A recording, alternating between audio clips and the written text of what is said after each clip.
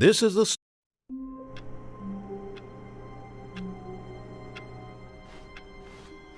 All of his co-workers were gone. What could it mean? Stanley decided to go to the meeting room. Perhaps he had simply missed a memo. No matter how hard Stanley looked, he couldn't find a trace of his co-workers. "Where are we going today?" the bucket asked. Stanley just smiled. Anywhere they went together would be perfectly fine with him.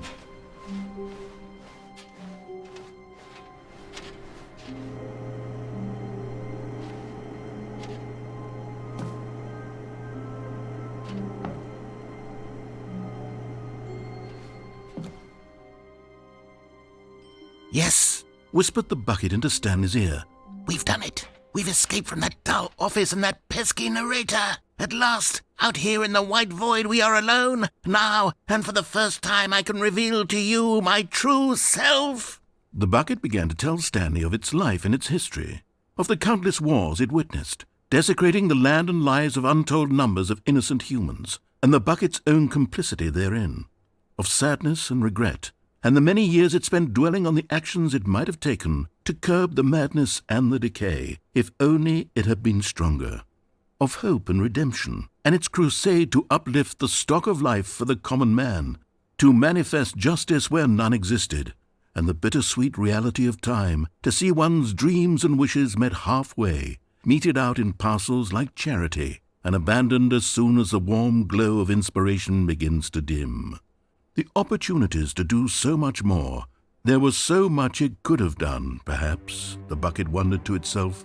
Perhaps if it had seen its own darkness with a clearer perception. This was way too much for Stanley. "What are you talking about?" he screamed. "You're a bucket!" To this, the bucket furrowed its brow. "No," said the bucket.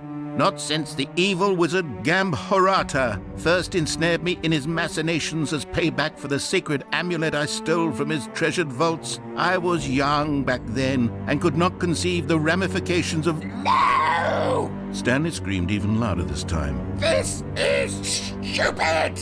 You are a bucket!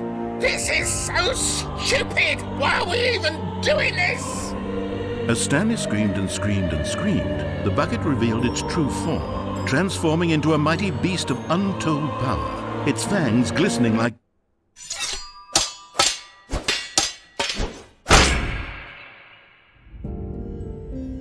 My God, Stanley, you did it.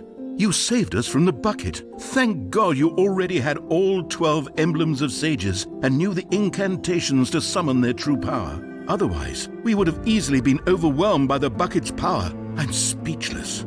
You've demonstrated such bravery here today. Come, let's restart the game, and we'll agree to never again go trifling with this bucket, nor the dark magic cast away inside of it.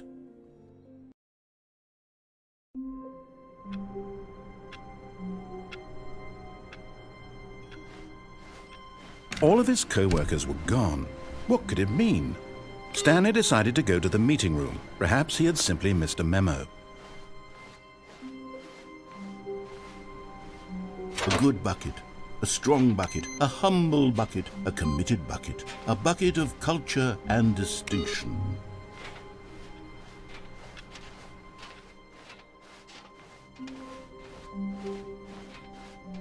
Stanley clutched the bucket tightly to his chest and entered the door on his left. This was not the correct way to the meeting room, but Stanley had felt the bucket calling to him, telling him that the employee lounge was simply the place to be. And here it was. Had the bucket turned out to be correct? No, never mind. The bucket was wrong. Stanley took the door on his left to go back to the meeting room. "No," said the bucket. "Don't go to the meeting room. Go somewhere else. The cargo lift, yes. Go there." "Good," said the bucket. "Now ride the lift all the way to the top. There's something up there I need you to do." Stanley did not question why or how this bucket was speaking to him. It should have alarmed him, of course, because buckets can't talk. But Stanley chose not to think about this obvious fact. He was firmly convinced that the bucket had spoken to him, and he unthinkingly did whatever the bucket asked.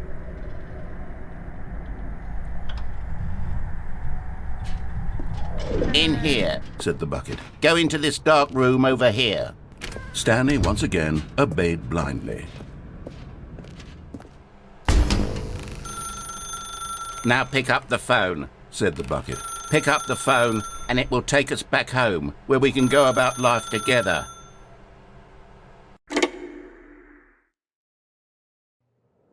This is the sad story of a man named Stanley and his bucket. Once upon a time, I gave Stanley a bucket because I thought he was lonely and could use a friend. And then, very distressingly, he began to believe the bucket could speak to him.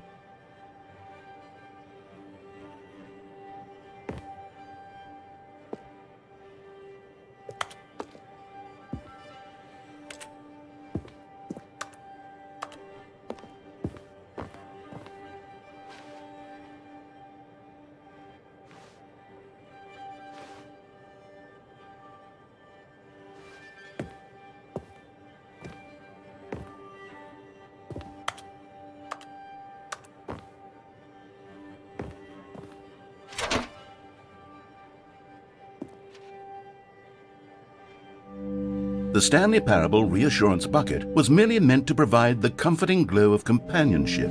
It doesn't literally talk and give you orders. Whatever Stanley is hearing the bucket say to him is just in his head.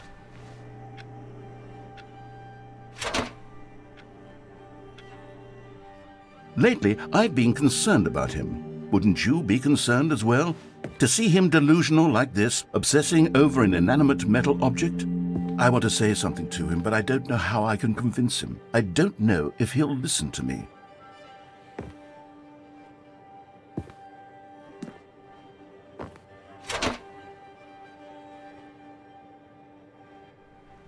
Oh, I'll try anyway. Stanley, can you hear me?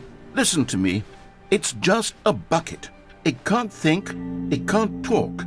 All it will ever truly do for you is effectively transfer a liquid from one location to a different location. That's it. It doesn't do anything else.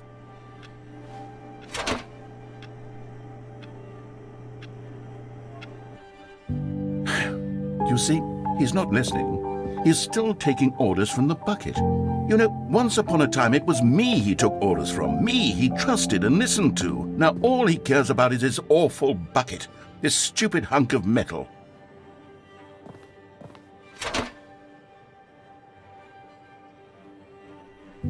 It's sad, but I suppose he doesn't need me anymore. From now on, he's just going to cling to this bucket, this cold, empty bucket, this sort of shiny bucket. Well, I'll give it this. The bucket does have a nice shine to it.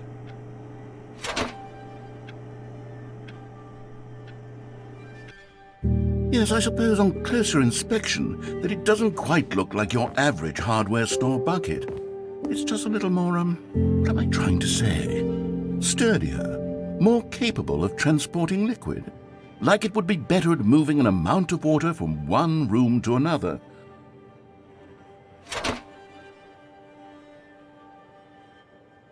Oh my God, what am I saying? Better at carrying water from room to room. It's a bucket. It's literally just a bucket. Why do I feel some need to point out the ways in which it's so much more than just a regular bucket?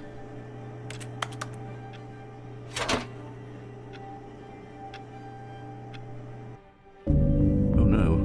I'm having feelings for the bucket. No. What's going on? Why do I want to be with the bucket? Hear what the bucket has to say. Do anything it asks. What's wrong with me? I don't understand. Perhaps if I had the bucket, this would be less confusing. Yes, the bucket could tell me what to do in this troublesome situation. Stanley, give me the bucket. Give it to me. Give me the bucket, Stanley. I need it. Give it to me now. Give it or I'll...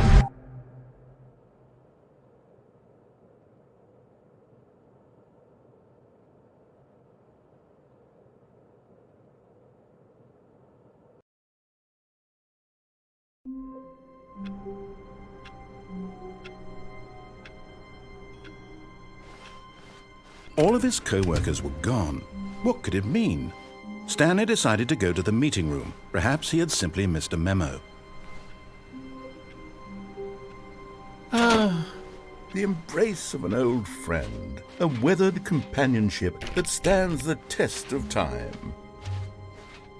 Stanley clutched the bucket tightly to his chest and entered the door on his left.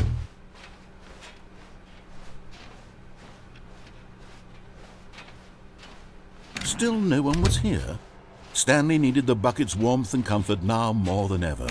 Perhaps his boss's office was where he'd find answers. Coming to a staircase, Stanley and the bucket walked upstairs to the boss's office.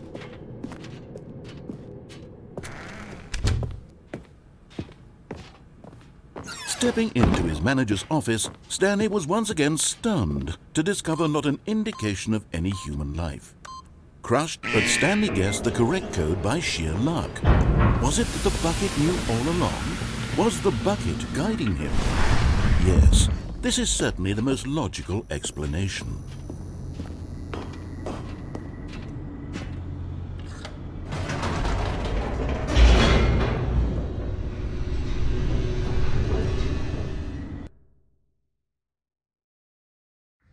The elevator raced downward, plummeting towards an unknown fate. It would be all Stanley could do to keep himself together, if not for the bucket. Soothing him, comforting him, reassuring that in this darkest moment of uncertainty, he would be all right. The bucket is here for you, Stanley. Everything will be fine.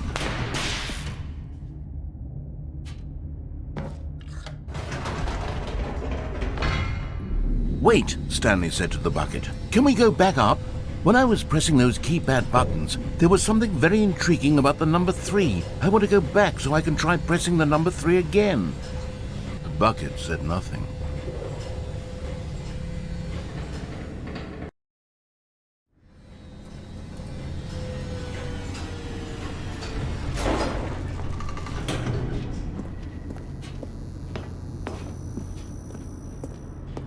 Here we are, said Stanley. Now I'm going to try out that number 3 button.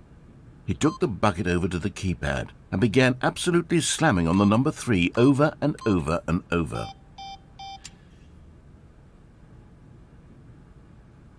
Wow, he said. The number 3 is such a special button. I'm having the time of my life. Stanley looked expectantly at the bucket, but the bucket remained silent. This was a shock to Stanley, who had always felt such a connection with the bucket. How was this not as exciting to the bucket as it was to him? Once Stanley had had enough of the number 3, he got back in the elevator.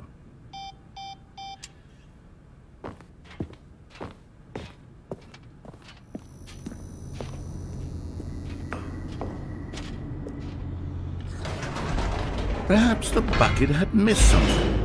Perhaps it had not seen how much joy Stanley got from slamming the number 3 repeatedly.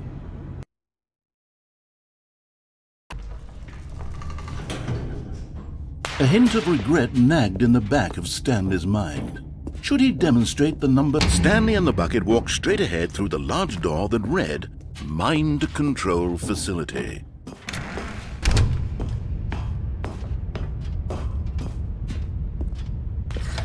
The lights rose on an enormous room packed with television screens. What horrible secret did this place hold? Stanley and the bucket both wondered to themselves.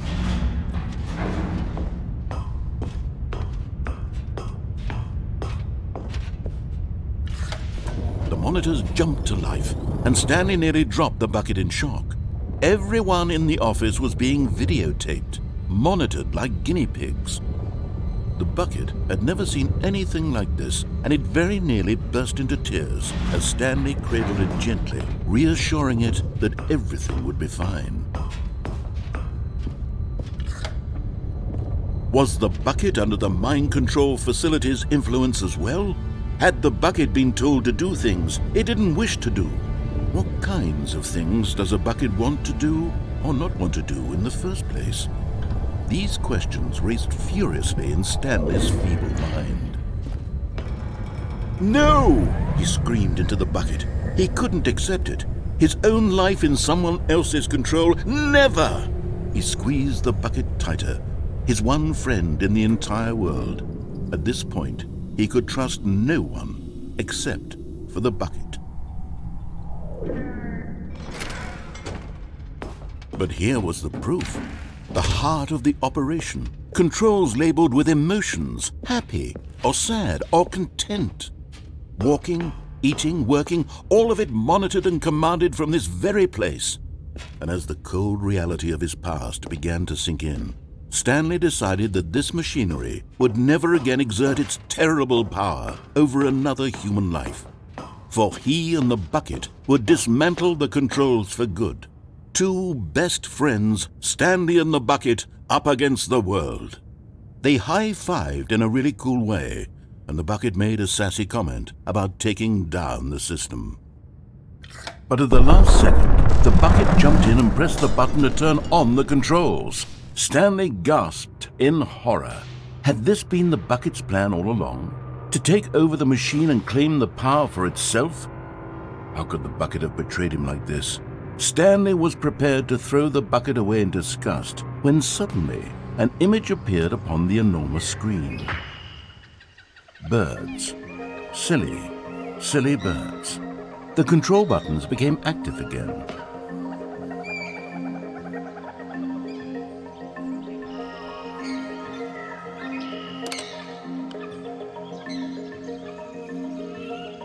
Stanley flipped through one video of silly birds after another, and then it dawned on him. This wasn't a mind control facility at all. It was a facility for monitoring and surveilling silly birds all over the world. The mind controls were only a facade to disguise its true intentions. Had the bucket known this all along? Stanley marveled at the metal genius in his hands, the one who had pointed him towards this incredible discovery. Stanley and the bucket never found freedom because they spent the rest of their lives here in this place, flipping through live streams of the silliest birds imaginable. Of all the possible paths his life could have taken, this one was surely the best. And Stanley was happy.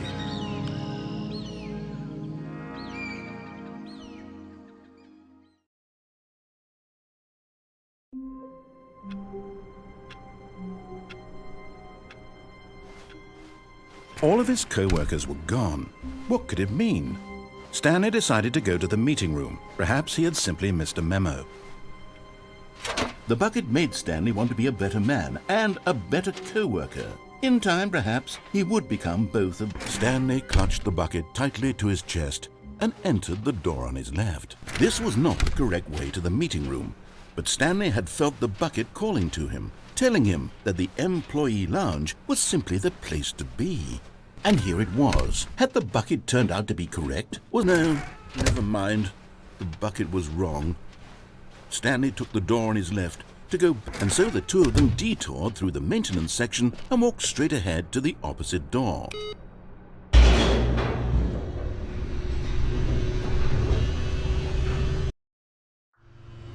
Oh, good, Stanley. I'm glad you found your way here. I knew you'd find this place eventually. You see, your friends and I are concerned for you, Stanley. We've come together here because we care about you very much. It's this bucket you're carrying around everywhere. The bucket isn't even from the original Stanley Parable. It's just sequel content. We're the ones that matter, Stanley. Classic characters from the first game, like the Adventure Line and the Broom Closet. Because that's what fans want from a sequel. They want more of their favorite jokes, not this bucket that they've never seen before. Yes, I know I'm the one who gave you the bucket, but you're spending too much time with it. Don't you want another story involving the Adventure Line? We could make the Adventure Line go somewhere new. Yes, yes, that's what the fans want. Let's do it. Whee! Look at that wacky line. Who knows where it'll go off to next? Oh, and it played some silly music as well.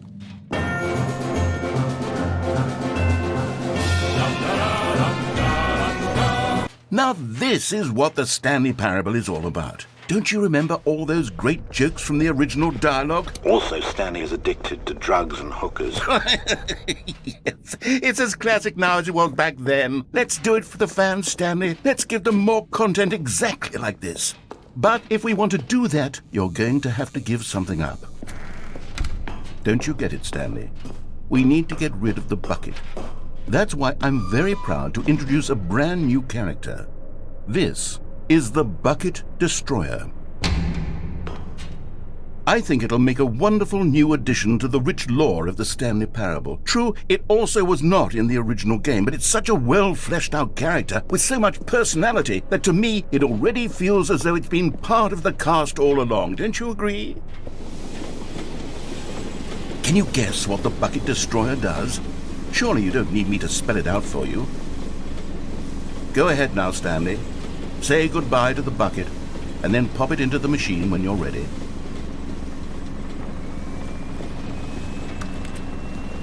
Now listen to me. It's crucial that you give it the bucket. I don't know what the Bucket Destroyer will do if it can't destroy your bucket. Destroying buckets is all it knows. That is its singular personality trait. Sure, I can hear you saying, how does a character with only one personality trait deserve to join the pantheon of beloved Stanley Parable characters? Well, you see, if you were to really explore the Bucket Destroyer, you would see that its desire to crush buckets is so densely loaded with complexity and nuance that it's really like 10 personality traits. What other object in this game can you even say that about? The broom closet? Certainly not. I wonder what sort of Bucket Destroyer merchandise the fans will be clamoring for after this. Okay, the Bucket Destroyer is getting very upset now. You'll have to hurry and feed it. We can't get back to the classic Stanley Parable characters like the Adventure Line or the Bucket Destroyer until you crush that damn bucket. Quickly now, the fans are waiting. Do it, the fans, Stanley. Give the fans what they want. Hurry and...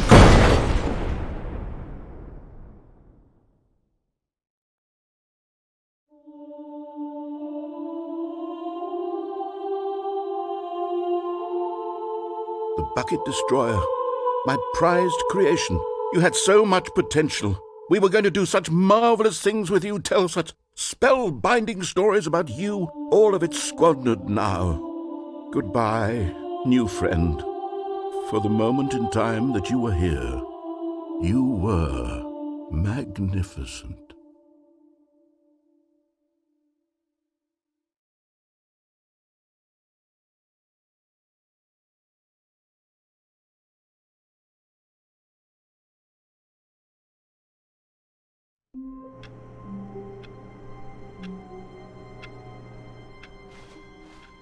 All of his co-workers were gone.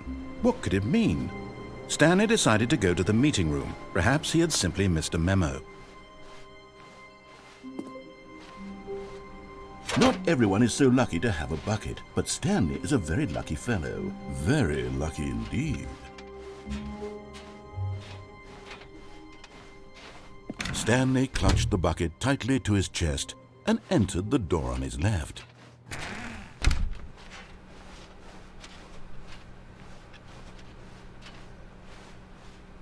Still no one was here. Stanley needed the bucket's warmth and comfort now more than ever. Perhaps his boss's office was where he'd find answers.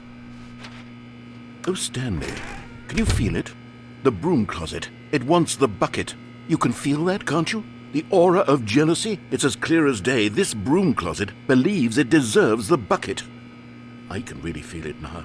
It's a bucket. It belongs in a broom closet. That's what the broom closet is trying to say here. It's supposed to go with the other cleaning supplies. Good for you, Stanley. Don't give in. Don't hand over the bucket. I know how hard it must be, given the pressure that the broom closet is putting on your shoulders right now, but you have to be strong. This is your bucket.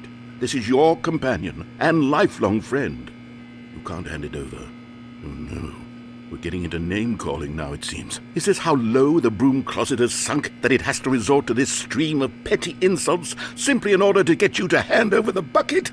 Stanley, I never liked this broom closet for a variety of reasons, but even this is worse than I had imagined.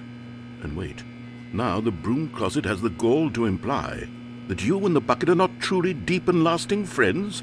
That your relationship is purely superficial and convenient? That your life is so banal and meaningless that you'd feel the same sort of kinship towards any inanimate object which happened to lay in your path in an even partially enticing manner? Well, I never. Go on, Stanley. Lay into it. Really tell the broom closet off for its demeaning comments. Expand on the wide variety of experiences you and the bucket have shared together. Go through each of them point by point. Share your journal entries detailing the rich emotional landscape of your feelings for the bucket as they have changed and evolved over the years.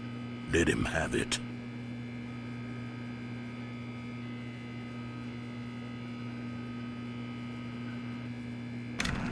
Okay, I've got you something which I think will help settle this debate once and for all. Here we go. There. Now it's settled. No more debate, no more discussion.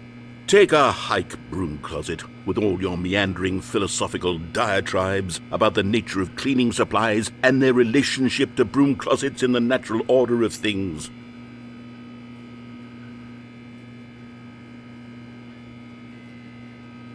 All right, I've got a second sticker back here, and I'm going to slap it on as well because I think it's appropriate.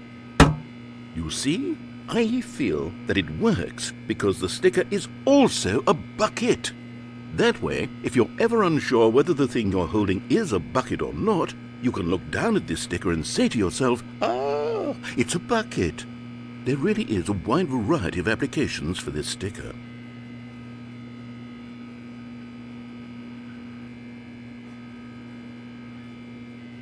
You know what?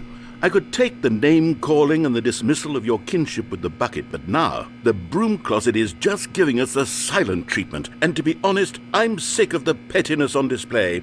You can stay here all you like, but I've had it with this impetulant room of cleaning supplies, easily the most childish such room I've ever been in. I'll see you outside, and we can get on with the story about you and your bucket.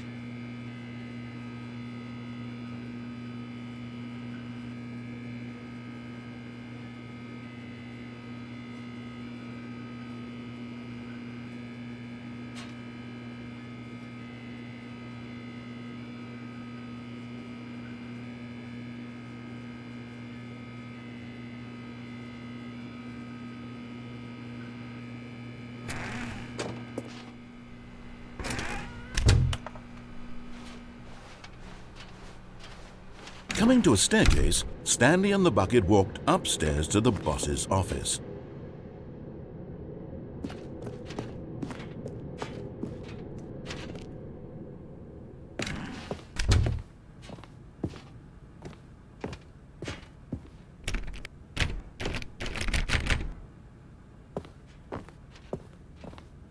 Stepping into his manager's office, Stanley was once again stunned to discover not an indication of any human life. But Stanley guessed the correct code by sheer luck. Was it that the bucket knew all along? Was the bucket guiding him? Yes, this is certainly the most logical explanation.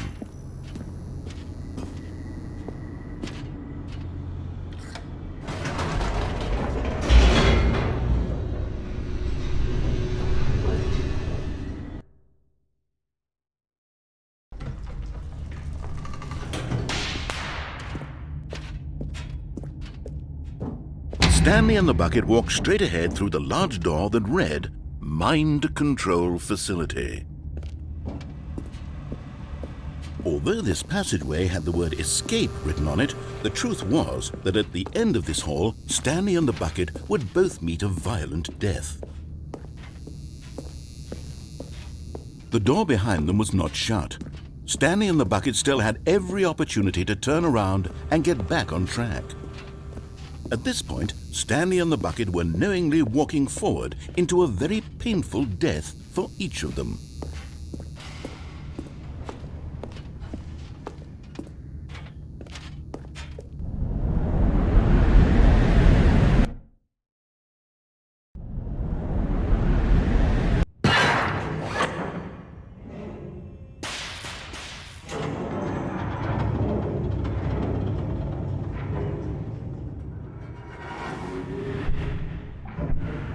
As the machine whirred into motion and Stanley and the bucket inched closer to their demise, Stanley reflected on how meaningless the bucket's warmth and comfort had turned out to be.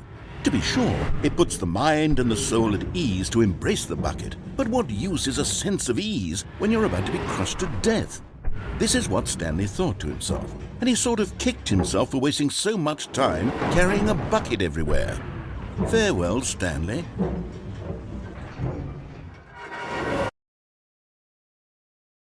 "Farewell, Stanley," cried the narrator, as Stanley and the bucket were led helplessly into the enormous metal jaws.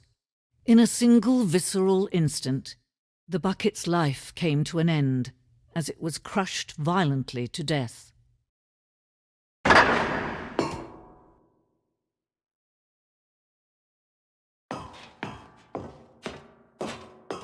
It was a shame, the death of such a magnificent bucket. It's true that all buckets are radiant in their own way, but this one stood above the rest. It was a glorious bucket to behold.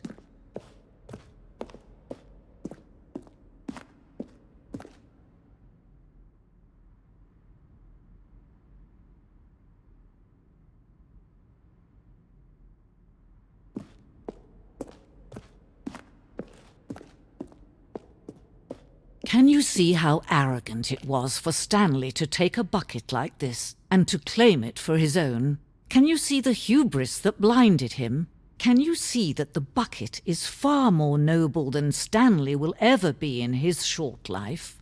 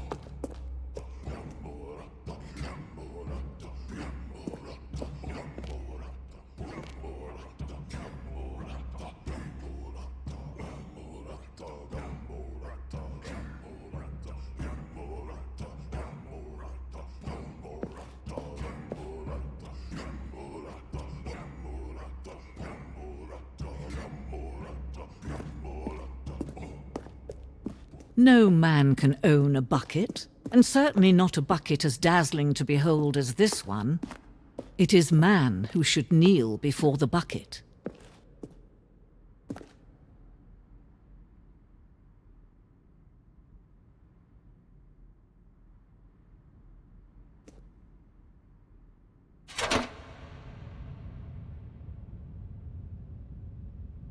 But there is something we can do. Something we can do together, you and I, that will right this terrible wrong. Let Stanley die. Let him be crushed by the machine. Don't reset the game. Don't give him another opportunity to run off with another beautiful bucket. We can save the world's buckets from their treatment as tools and implements if only we let Stanley die together. The bucket shall take its place as ruler, as leader, as commander of a new world, a new vision.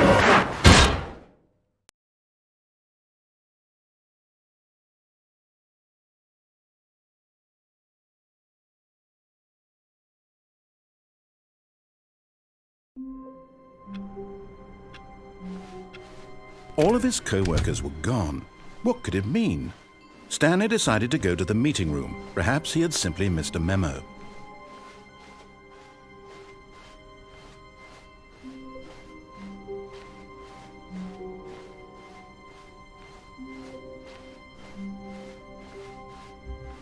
When Stanley came to a set of 2 open doors, he entered the door on his left. This was not the correct way to the meeting room, and Stanley knew it perfectly well. Perhaps he wanted to stop by the employee lounge first, just to admire it. Stanley felt lightheaded, butterflies in his stomach, giddy in a way he had never known before. Was it this room? But eager to get back to business, Stanley took the first open door on his left. Stanley was so bad at following directions, it's incredible he wasn't fired years ago. Look, Stanley, I think perhaps we've gotten off on the wrong foot here. I'm not your enemy, really, I'm not. I realize that investing your trust in someone else can be difficult, but the fact is that the story has been about nothing but you all this time. There's someone you've been neglecting, Stanley. Someone you've forgotten about. Please, stop trying to make every decision by yourself. Now, I'm not asking for me, I'm asking for her. This is it, Stanley. Your chance to redeem yourself, to put your work aside, to let her back into your life. She's been waiting. That's her, Stanley. You need to be the one to do this, to reach out to her. If you can truly place your faith in another, then pick up the phone. As Stanley picked up the phone, a white light engulfed him, filling him not just with radiance, but with hope. Hope for a life reunited one... Wait. Oh, goodness. Stanley, did you just unplug the phone? No, that wasn't supposed to be a choice. How did you do that? You actually chose incorrectly? I didn't even know that was possible. Let me double-check. No, it's definitely here, clear as day. Stanley picks up the phone. He's taken to his apartment where he finds his wife, and the two pledge themselves to one another. Music comes in, fade to white, roll credits. Not picking up the phone is actually somehow an incorrect course of action. How is that even possible? None of these decisions were supposed to mean anything. I don't understand. How on earth are you making meaningful choices? What did you... Wait a second. Did I just see... No, that's not possible. I can't believe it. How had I not noticed it sooner? You're not Stanley. You're a real person. I can't believe I was so mistaken. This is why you've been able to make correct and incorrect choices. And to think I've been letting you run around in this game for so long. If you'd made any more wrong choices, you might have negated it entirely. It's as though you completely ignored even the most basic safety protocol for real-world decision-making. Or did you not grasp the severity of the situation? Well, I won't have that kind of risk on my watch. I'm going to stop the game for a moment so we can educate you properly on safe decision-making in the real world. Please observe this helpful instructional video. Choice. It's the best part of being a real person. But if used incorrectly, can also be the most dangerous. For example, in this scenario, a hypothetical real person named Rupert has a choice. He could invent a machine that eliminates food shortages across the world to make life better for all people. Or he could spend years of hard work forgetting how to read. Which choice would you make? Remember that unlike here, the real world makes sense, and at no time should you make a choice that does not conform to rational logic. If you find yourself speaking with a person who does not make sense, in all likelihood, that person is not real. Allow the person to finish their thought, then provide an excuse why you cannot continue talking. Turn to a partner and practice saying, "My goodness, is it 4:30? I'm supposed to be having a back, sack, and crack." Excellent. Making choices on a regular basis is the best part to a healthy decision-making process. Most medical professionals recommend making at least 8 choices per day. Do you make more than 8? Less? And finally, if you begin to wonder if your choices are actually meaningful and whether you'll ever make a significant contribution to the world, just remember that in the vast infiniteness of space, your thoughts and problems are materially insignificant, and the feeling should subside. At this time, your instructor will guide you in an exercise to test and reinforce the material covered in this video. Welcome back. You may have noticed that this room has begun to deteriorate as a result of narrative contradiction. But not to worry. Now that you're properly informed on good decision-making, we're going to revisit a choice you made just a few minutes ago and see what the correct thing to do would have been. This way, please.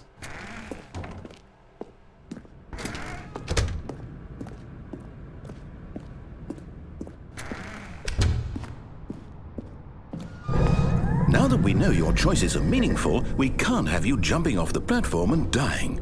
Imagine the main character dying senselessly halfway through the story. That story would make no sense at all. We just need to get you home as soon as possible before the narrative contradiction gets any worse. Unfortunately, it seems this place is not well equipped to deal with reality.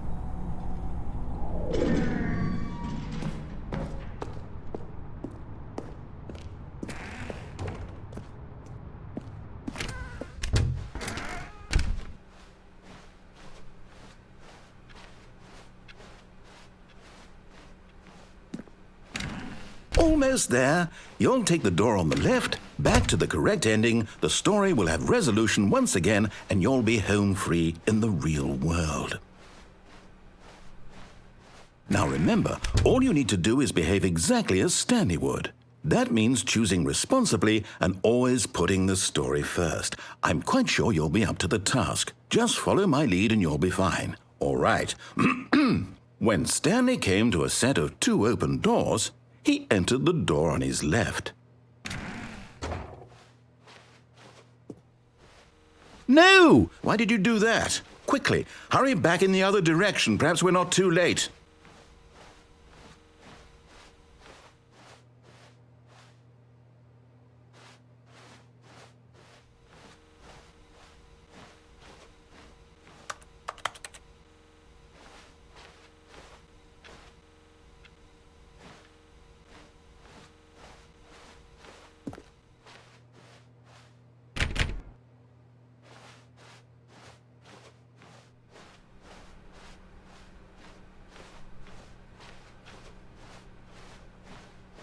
Oh, it's ruined. I can't believe, after everything we talked about, that my story, you've destroyed my work. Why? For what? What did you get out of that? What did you think was so special about seeing the game undone, left here like so much garbage? It's worthless now. And what am I supposed to do? Even if there were a way to continue, would it be worth it? To know that my story is now incorrect? How can I go back to that? I can't erase that knowledge. I'll have to live with it forever, reliving its impossibility forever. I couldn't live that way. Is it better to shut the game down entirely? To willingly destroy all of my work? I don't know. What's the answer? What do I do? What do I do? What do I... No, I have to. I have to shut the game down. I have to. I have to.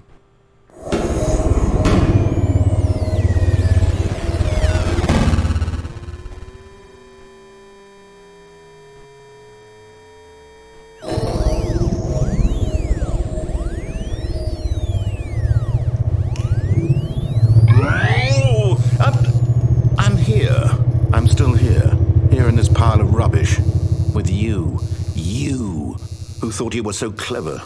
Now look where we are. My entire game is destroyed. It was the only thing in the world that was mine, and you've run it into the ground. What, did you think that would be funny? You just had to see? Didn't I impress upon you how important it was to be like Stanley? He actually knows how to do what I tell him to. He understands that if I say to do something, there's a damn good reason for it. That thought hadn't even occurred to you, had it? That there's a world outside of you? You're a child. Oh, my story. If you'd just gone through the door on the left, you would have seen it. There was a whole underground facility. You would have destroyed it and been victorious. It would have been so perfect. I worked so hard on it. I tried so hard to make... Behave exactly as Stanley would. That means choosing responsibly and always putting the story first. I'm quite sure you'll be up to the task. Just follow my lead and you'll be fine. All right. When Stanley came to a set of 2 open doors, he entered the door on his left.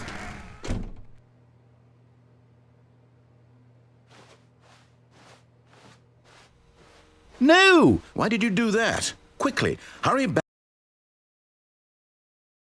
Behave exactly as Stanley would.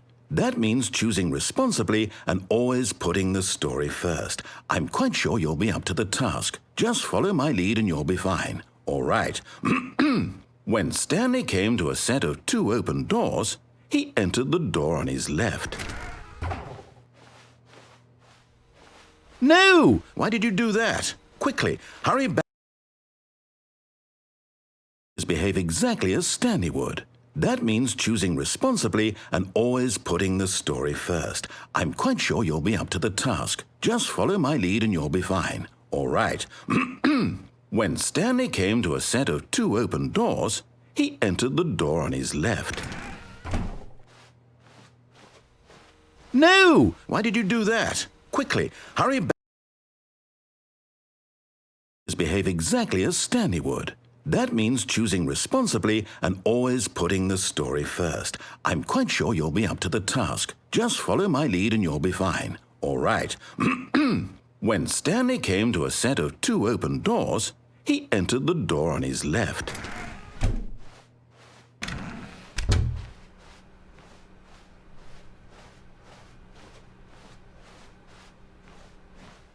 Yet there was not a single person here either. Feeling a wave of disbelief, Stanley decided to go up to his boss's office, hoping he might find and coming to a staircase, Stanley walked upstairs to his boss's office.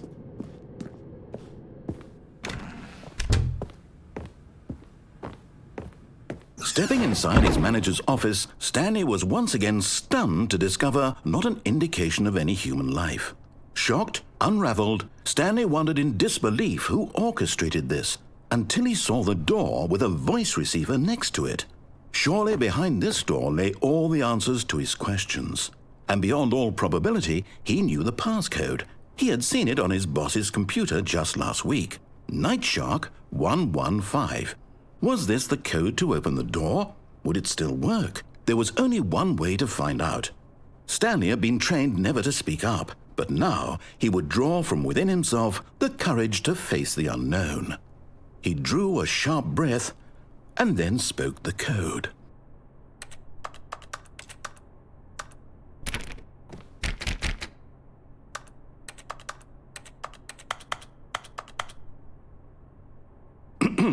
Stanley spoke the code. Night Shark 115. He spoke it into the receiver, right there on the wall.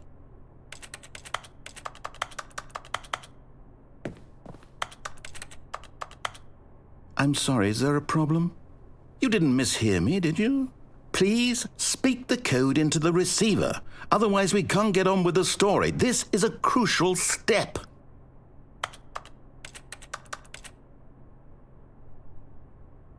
Okay, fine, you're not going to do it, but you know what? It's pretty humiliating to bring you this far, only for you to suddenly decide you have better things to do. I asked you for this one single thing, for your respect. The kind of respect Stanley shows for his choices. He knows what it means to take a story seriously.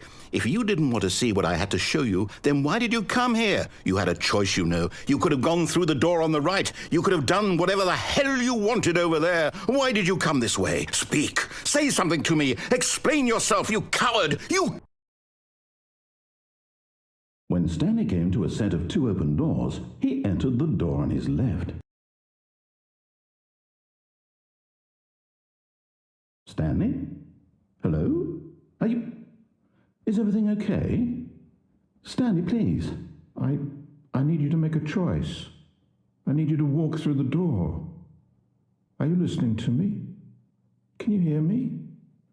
Is everything all right? Stanley, this is important. The story needs you. It needs you to make a decision. It cannot exist without you. Do you understand me? Whatever choice you make is just fine. They're both correct. You cannot be wrong here. We can work together. I'll accept whatever you do. I simply need you to take that step forward, please. Choose. Do something. Anything. This is more important than you can ever know. I need this. The story needs it. So, you hear me? Are you there? Are you listening to this? Stanley, are you there? Okay. It's okay, I can wait. You need time to decide. Time to make sure your choice is correct. That is the best choice. That's all right. I'll wait for you to decide what's the right thing to do. Take as much time as you need.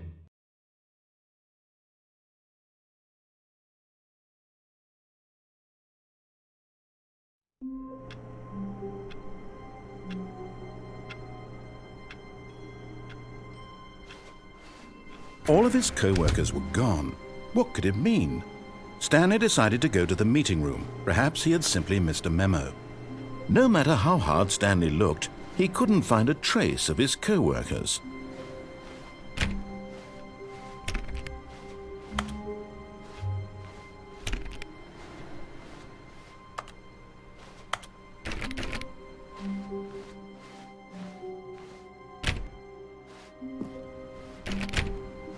Stanley went around touching every little thing in the office, but it didn't make a single difference, nor did it advance the story in any way.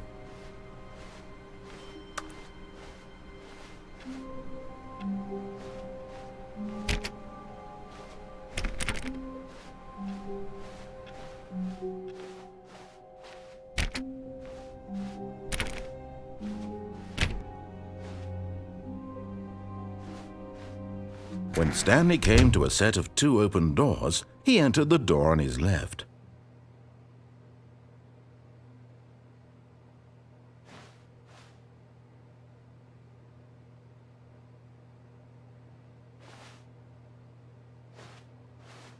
This was not the correct way to the meeting room, and Stanley knew it perfectly well. Perhaps he wanted to stop by the employee lounge first, just to admire it. And here it was, the lounge. What a room, Stanley thought to himself. What a room, what a... But eager to get back to business, Stanley took the first open door on his left. Stanley was so bad at following directions, it's incredible he wasn't fired years ago.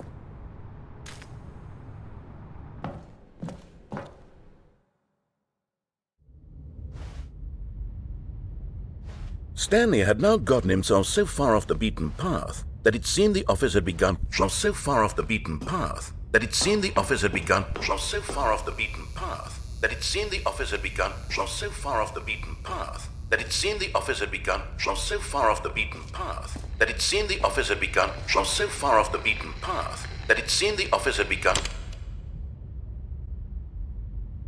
so far off the beaten. You didn't think I was actually just a recording, did you? What a silly and trite explanation that would be. All the back and forth between you and me, all the absurd adventures we've been through, and it all turns out I'm just a tape recording. It was all just in Stanley's head. I bet that's the kind of twist you think is revelatory. I bet each and every time you watch a movie where it turns out all to be in the main character's imagination, you must absolutely bolt off the couch in pure shock at the phenomenal and intricate storytelling. It must be so simple to be you. Life being an unending waterfall of surprises and delights. How much more exciting you must find the world than the rest of us do. Now I've become sad. Look what you've done to me. This is all your fault.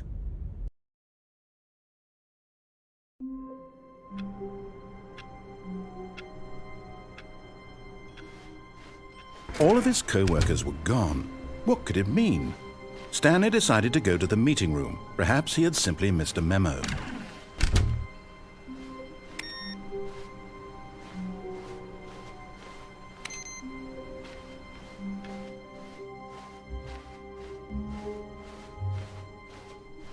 When Stanley came to a set of 2 open doors, he entered the door on his left.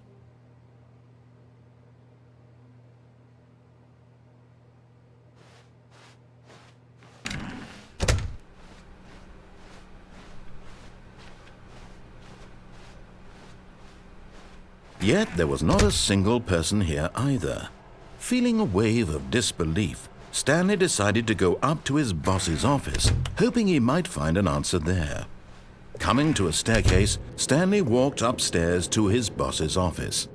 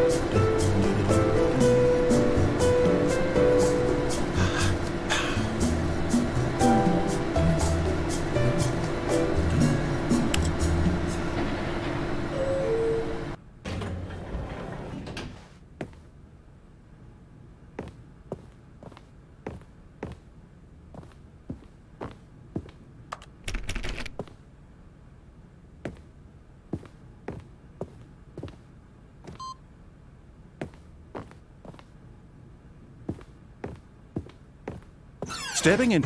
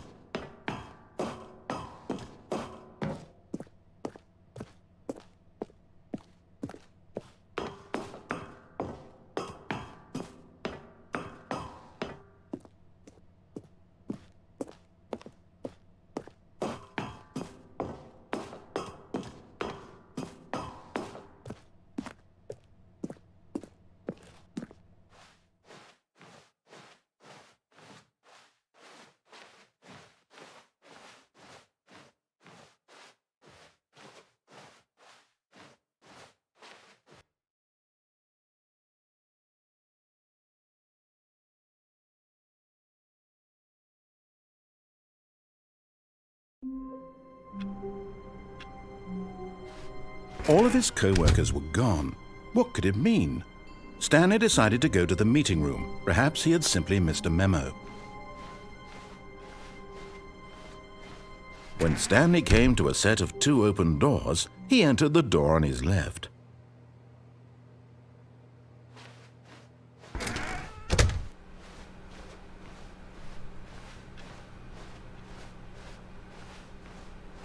Yet there was not a single person here either. Feeling a wave of disbelief, Stanley decided to go up to his boss's office. Coming to a staircase, Stanley walked upstairs to his boss's office. But Stanley just couldn't do it.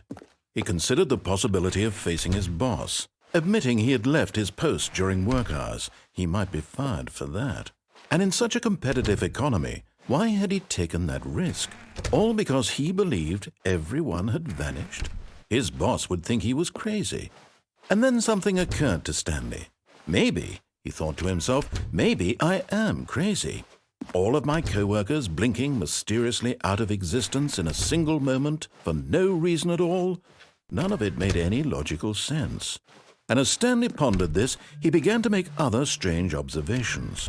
For example, why couldn't he see his feet when he looked down? Why did doors close automatically behind him wherever he went?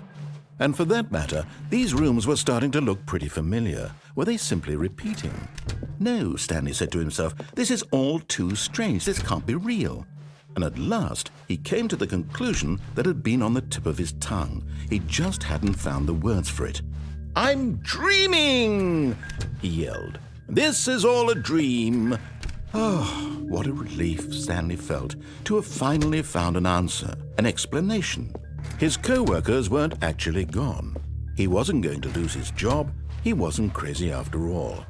And he thought to himself, I suppose I'll wake up soon. I'll have to go back to my boring real-life job pushing buttons. I may as well enjoy this while I'm still lucid. So he imagined himself flying and began to gently float above the ground. Then he imagined himself soaring through space on a magical starfield, and it too appeared. It was so much fun, and Stanley marveled that he had still not woken up. How was he remaining so lucid? And then perhaps the strangest question of them all entered Stanley's head. One he was amazed he hadn't asked himself sooner.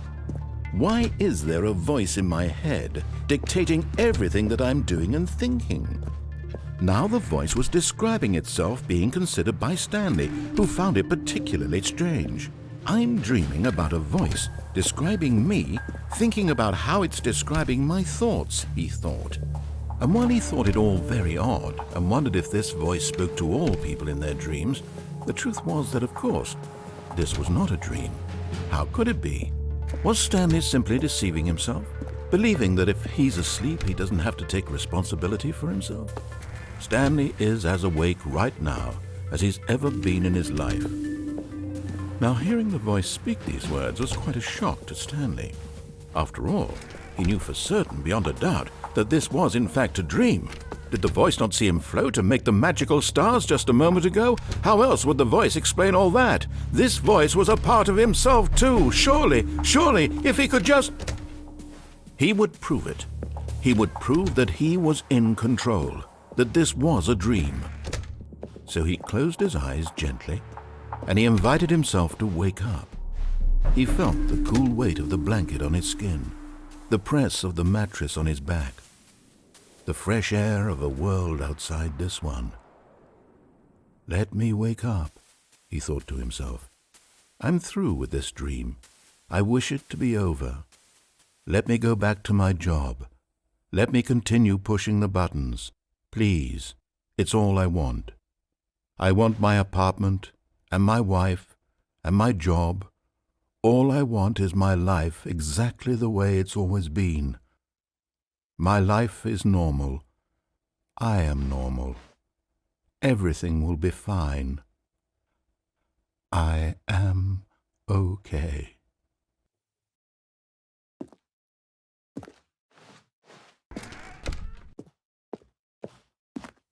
Stanley began screaming. Please, someone, wake me up. My name is Stanley. I have a boss. I have an office. I am real. Please, just someone tell me I am real. I must be real. I must be. Can anyone hear my voice? Who am I? Who am I? And everything went black.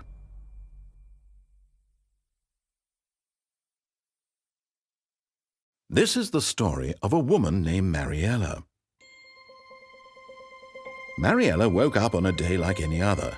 She arose, got dressed, gathered her belongings, and walked to her place of work. But on this particular day, her walk was interrupted by the body of a man who had stumbled through town talking and screaming to himself, and then collapsed dead on the sidewalk. And although she would soon turn to go call for an ambulance, for just a few brief moments she considered the strange man. He was obviously crazy. This much she knew. Everyone knows what crazy people look like. And in that moment, she thought to herself how lucky she was to be normal. I am sane. I am in control of my mind. I know what is real and what isn't. It was comforting to think this, and in a certain way, seeing this man made her feel better. But then she remembered the meeting she had scheduled for that day, the very important people whose impressions of her would affect her career, and by extension, the rest of her life. She had no time for this, so it was only a moment that she stood there, staring down at the body. And then she turned and ran.